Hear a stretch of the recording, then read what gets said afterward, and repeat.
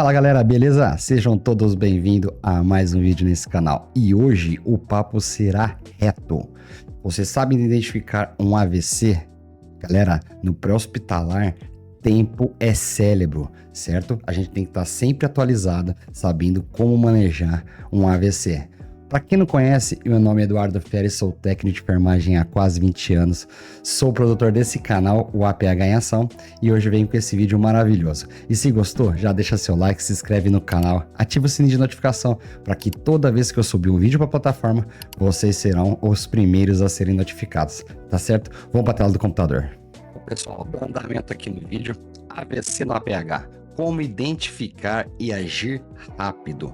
Galera, esse aqui é um tema cuja patologia nós temos uma janela de tratamento. Então, por isso que nós estamos trazendo para vocês essa questão, para todos se atentarem a essa janela e o tratamento definitivo para esse doente ser eficaz e mais ágil, tá bom? Nós vamos falar sobre a importância de intervenções rápidas e comunicação eficaz.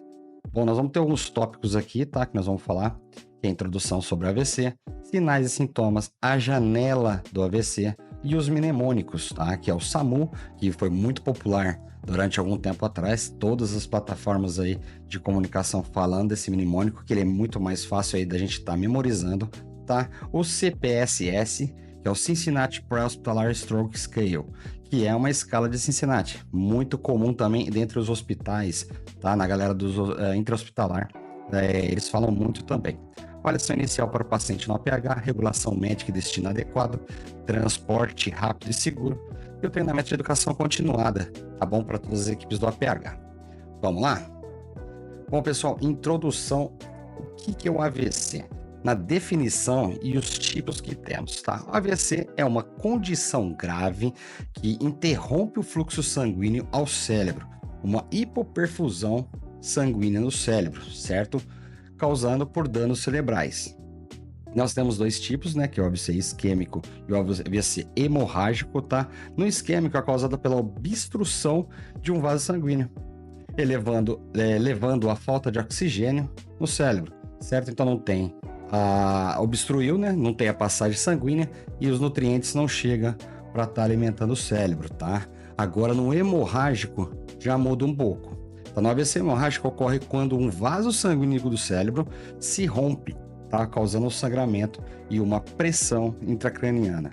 Certo, galera? Então, são os dois tipos e a gente precisa estar bem atento nos sinais e sintomas de cada um.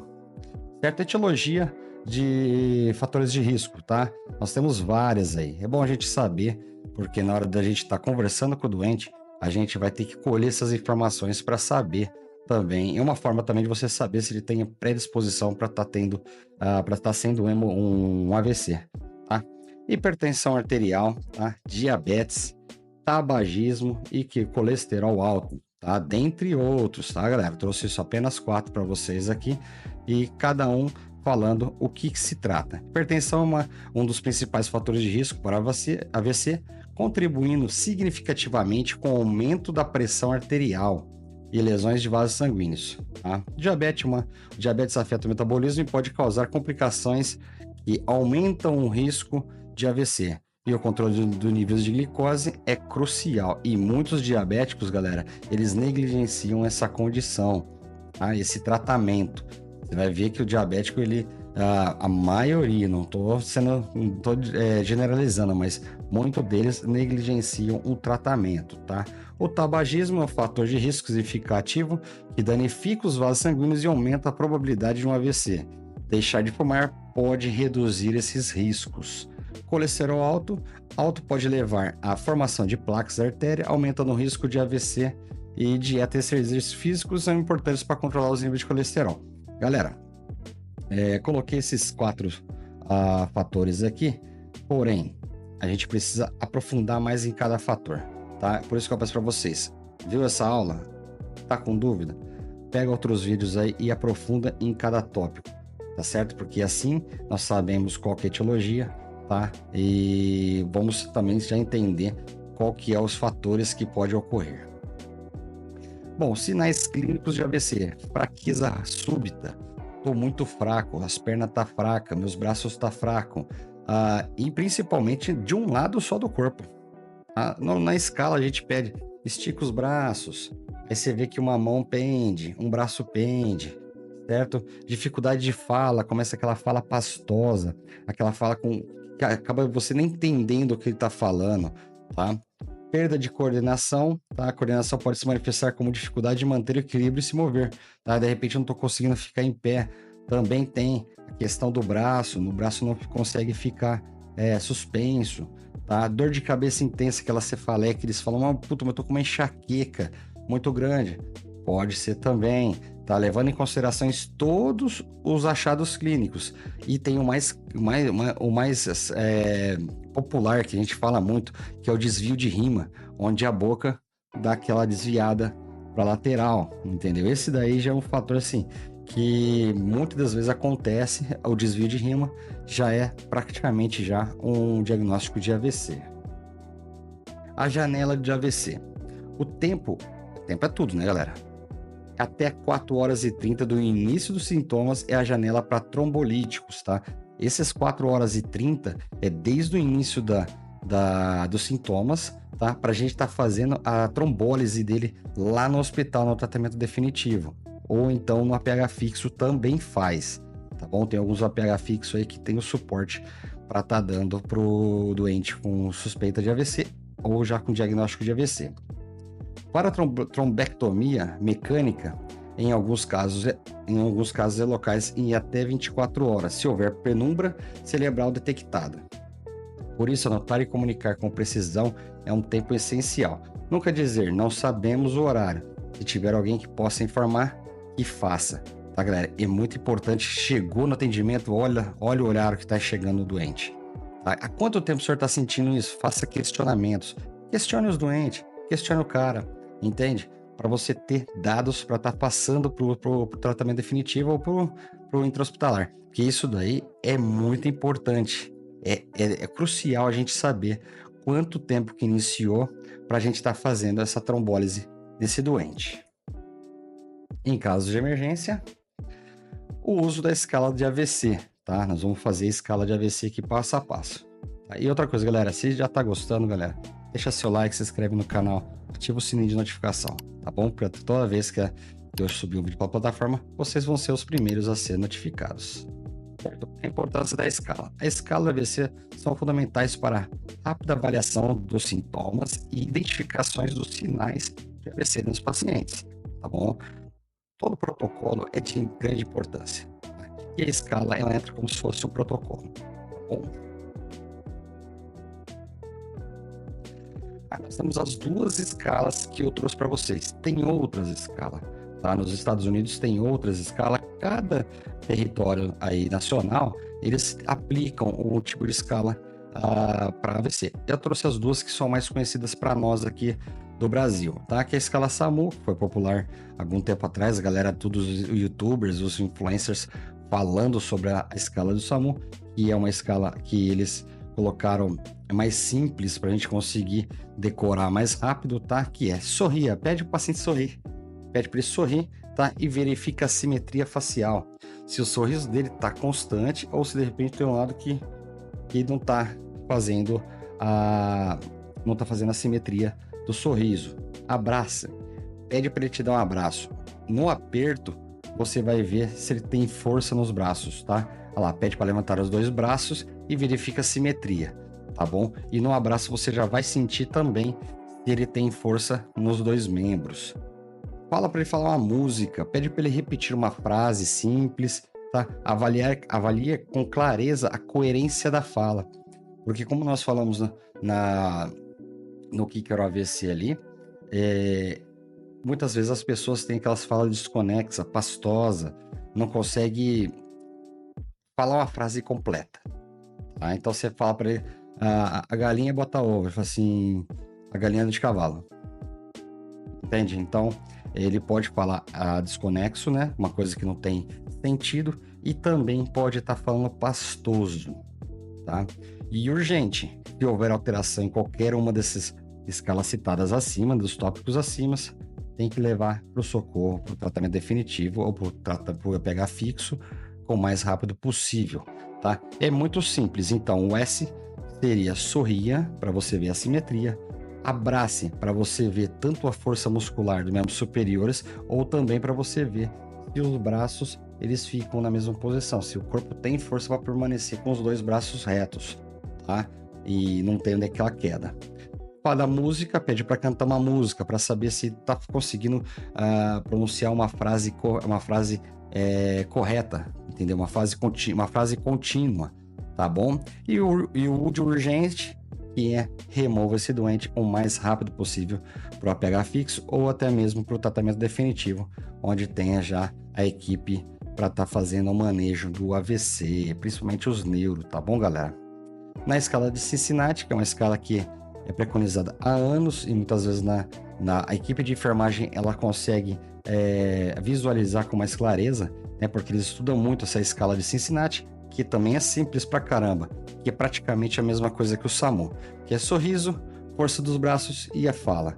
É a mesma coisa, tá? Trouxe as duas aqui só para vocês, se de repente cair a escala SAMU ou a escala Cincinnati, vocês vão ver que as duas são iguais, tá? As duas são compatíveis. A importância do tempo na avaliação.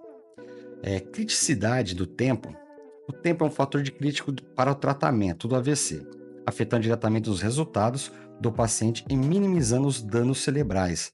Avaliação rápida. Uma avaliação rápida é fundamental para identificar sintomas do AVC e iniciar o tratamento adequado o mais cedo possível. E o transporte, galera, o transporte tem que ser eficiente e ágil. Tá? O paciente para a unidade de tratamento é essencial para aumentar as chances de recuperação e minimizar as complicações. Quanto antes esse doente fizer o tratamento correto, mais sobrevida ele vai ter, menos danos colaterais ele vai ter sobre a doença, certo? Intervenções imediatas na estabilização.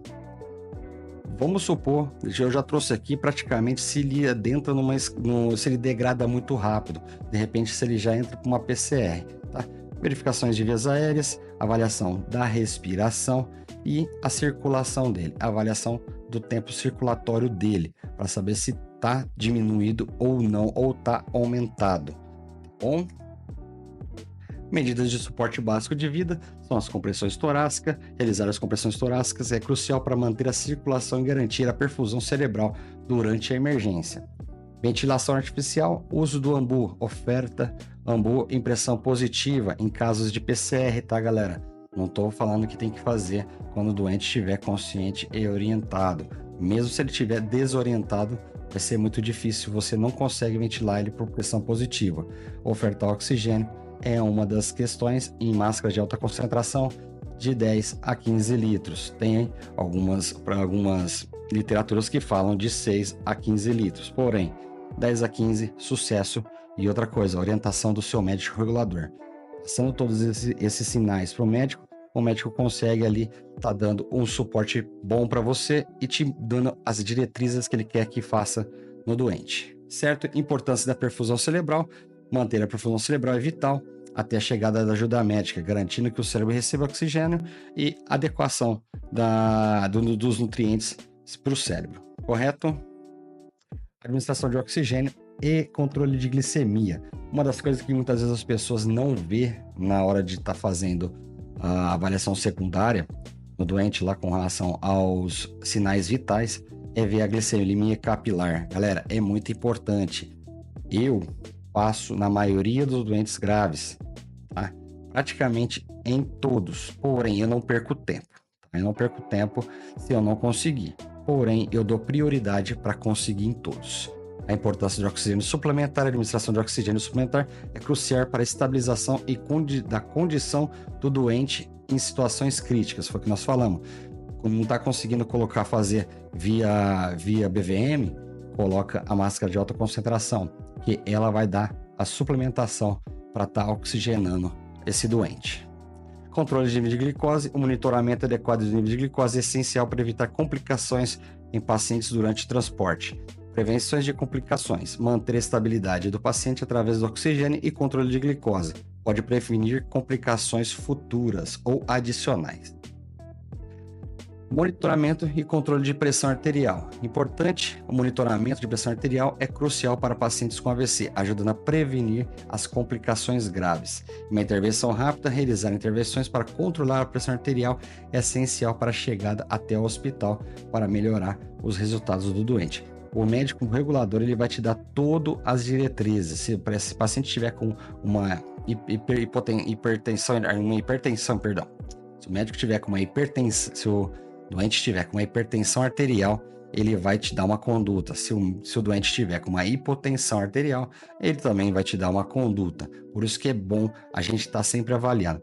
Em situações de doente com AVC, eu faço a avaliação de sinais vitais a cada 2 minutos, até a chegada ou no tratamento definitivo, ou então no APH fixo, tá, galera? Então eu mantenho essa constância de 2 em 2 minutos aí, de pressão arterial, oxigenação já vai estar no dedo, né? O oxímetro vai estar no dedo do doente, então você vai ter ali um parâmetro contínuo. Porém, a avaliação de pressão arterial eu faço a cada 2 minutos. Transporte e comunicação com o hospital. No ato da regulação médica, o contato com a regulação tem que ser muito assertivo, informar o tempo dos sintomas, sinais encontrados, a escala de Cincinnati que, se usada, se não faz a SAMU, glicemia, nível de consciência, tá? Aí vem aquela AVPU ou a Glasgow, tá? A AVPU é uma escala rápida, prática, utilizada tanto no trauma quanto em emergências clínicas, tá? No AVC, para avaliar o nível de consciência, que é alerta, o A de alerta verbal, de responde a estímulos, e response, que responde a nenhum estímulo. Então você consegue falar para o médico sobre essa escala, tá bom? Então na regulação você deve ser assertivo em 3 informações. Por isso que chegou no local ou então o doente chegou para você na sua base, colha informações. Normalmente tem acompanhante.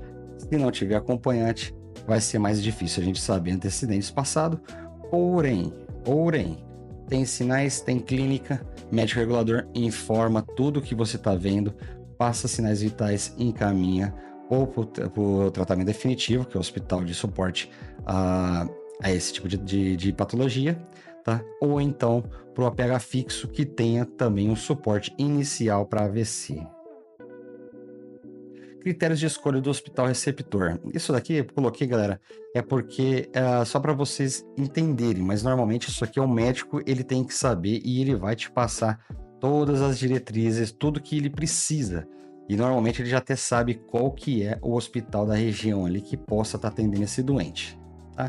Capacidade de tratamento do AVC, escolha um hospital que deve considerar a capacidade de tratamento para AVC, garantindo atendimento adequado ao paciente. E muitas vezes nós também temos que saber, porque o médico está, por exemplo, nosso aqui está a 70 quilômetros de nós. Então, de repente, pega um médico novo, ele não conhece a região por um todo. Então, nós temos que saber, sim, qual hospital que possa estar atendendo esse tipo de patologia. Proximidade do hospital receptor é essencial para garantir um atendimento rápido e eficaz em caso de emergência. Eu saber onde eu estou, há quanto tempo que eu estou de cada hospital. A gente já vem falando isso há muito tempo já, que é importante nós, técnicos, auxiliares, socorristas, sabermos aonde que foi o acidente e há quanto tempo eu estou de cada tipo de tratamento. Pode ser do APH fixo ou então de um tratamento de definitivo que seja um hospital de grande porte. Unidades especializadas. Conhecer as unidades especializadas de AVC da nossa região. Tá? A gente precisa conhecer essas unidades. Saber que elas podem estar adquirindo, trazendo porque nós podemos estar levando esse doente para eles. Tá bom, galera? É importante a gente saber. Esses 3 tópicos aqui, é assim, os médicos têm que saber, porém nós também temos a obrigação. Por isso que eu digo muitas vezes que não adianta você falar para mim assim, esse tal procedimento é procedimento médico. Tudo bem, concordo com você. É procedimento destinado à medicina. Porém, não desabona você a saber o procedimento, a saber o porquê que o médico faz, como o médico faz. Porque se você precisar auxiliar o médico, você está aí com as informações prontas para estar passando para o mesmo. Tá bom, galera? Comunicação com a equipe na chegada do atendimento, passagem de plantão, Quando a gente chega lá na UPA, chega lá no APH fixo ou no tratamento definitivo, no hospital de grande porte, saber passar todos os parâmetros, saber passar horário de chegada do doente no local, que hora que você chegou, que hora que ele chegou para você na sua base, tá? Não, por isso que eu digo, não pode apavorar, tem que estar sempre atento, olha sempre o relógio, viu que tem dois ali, tem 2 sintomas ali que pode ser um AVC, já liga o alertinho ali, já começa a monitorar a nota na prancheta ali, numa folhinha, horário de chegada e horário de comunicação com o médico regulador. Tá? A importância da comunicação clara. Uma comunicação clara é essencial para garantir que todos os membros da equipe hospitalar estejam informados sobre o estado do paciente, inclusive também no deslocamento. Transmitir informações do paciente, informações sobre os sinais, sintomas e intervenções devem ser transmitidas de forma eficaz para garantir o cuidado adequado, tá? Intervenções e cuidados. Manter uma comunicação eficaz permite que a equipe hospitalar coordene intervenções e cuidados de forma mais eficiente. Muitas das vezes a gente vai passar para o médico: ó, doutor, tá com a saturação baixa aqui, ó, já ofertei oxigênio. O médico já sabe que foi feito um procedimento, certo? Ou então, você tem acesso venoso na sua viatura? Ó, doutor, já puncionei aqui um acesso venoso, tá só pinga-pinga, tá bom? Só tá para manter o acesso, não tá correndo volume, só pra gente ter uma veia já no esquema ali para fazer alguma droga, caso precise na hora da chegada do hospital, e lá não ter a perda de tempo de estar ficando procurando veia. Então, quanto mais a gente conseguir otimizar para a chegada no hospital, melhor. Tá bom, galera? Mas não é uma regra. Sabemos que as rodovias agora tiraram todos os acessos venosos. Então, aí para nós, vamos passar para eles a questão dos sinais e sintomas e do tratamento que nós fizemos ali. Oferta de oxigênio e a avaliação dos sinais vitais, desde a entrada do paciente até a chegada no tratamento definitivo ou no APH fixo. Treinamento e educação continuada. Galera, nós precisamos sempre estar treinando, sempre estar estudando, porque muitas das coisas evoluem, tá? As manejos do AVC não é o mesmo que antigamente, as escalas não são as mesmas, o modo de manejo desse tipo de doente mudou, entende? Até mesmo quando você pega o PH-TLS, cada edição ele muda algumas coisas ali, a gente tem que estar sempre atento e estar sempre estudando, tá bom? Essas mudanças, tá? A evolução dos pacientes de AVC, o protocolo de AVC estão sempre se atualizando para incorporar novas pesquisas e evidências, melhorando os cuidados do paciente. A importância da informação continuada é vital para as equipes de APH receberem essas informações regulares para manter-se informadas sobre as melhores práticas e procedimentos. Em toda a área da saúde, nós precisamos estar sempre atento com novos protocolos, com novas diretrizes, porque o doente merece. Nós escolhemos estar ali, ele não, tá bom? Ele chegou pra gente e ele tem que ser tratado com diretrizes novas, com diretrizes atualizadas. Simulação e exercício práticos. Na formação contínua, nós precisamos praticar. Tudo que é praticado é memorizado, não adianta só na teoria. Os canais que nem o meu aqui, o nosso canal aqui do YouTube, dentre outros aí, nós passamos teoria, tá bom? E a prática, vocês precisam procurar empresas sérias que têm esse treinamento para vocês aplicarem todo o conhecimento teórico na prática, ou até mesmo aplicar o conhecimento teórico na sua base. De repente tem um colega ali que tem um boneco de RCP, ou você mesmo comprou um boneco de RCP, que hoje é fácil comprar ali um bonequinho básico para RCP. Vão treinar, galera. Treina entre vocês, treina entre você, o parceiro, a sua parceira, e multiplica essas informações. Se você tem equipamento, faça simulado na sua base com todas as equipes e todos os horários, tá? Eu sei que não é obrigação de vocês, porém, se você tem o equipamento, ajude o próximo, porque de repente o seu pai pode ser atendido por seu colega do noturno e seu colega noturno não está atualizado. Bom, galera, é bom pensar nisso. Bom, pessoal, finalizando mais um vídeo, espero que vocês tenham entendido a dinâmica do manejo do AVC, tá? Coloquei até mais uma frase, eu tô pegando essa mania de colocar as frases no final dos slides. No atendimento pré-hospitalar, você não é só um socorrista, você é o início da esperança, a diferença entre o dano e a chance. Confie no seu protocolo, confia na sua ação, porque tempo é cérebro e você é o tempo que chega primeiro. Você é o primeiro respondedor. Então, por se tratar do primeiro a chegar na cena, é nossa obrigação a gente estar fazendo o melhor com eficiência, carinho e amor. Espero que tenha ficado claro para vocês.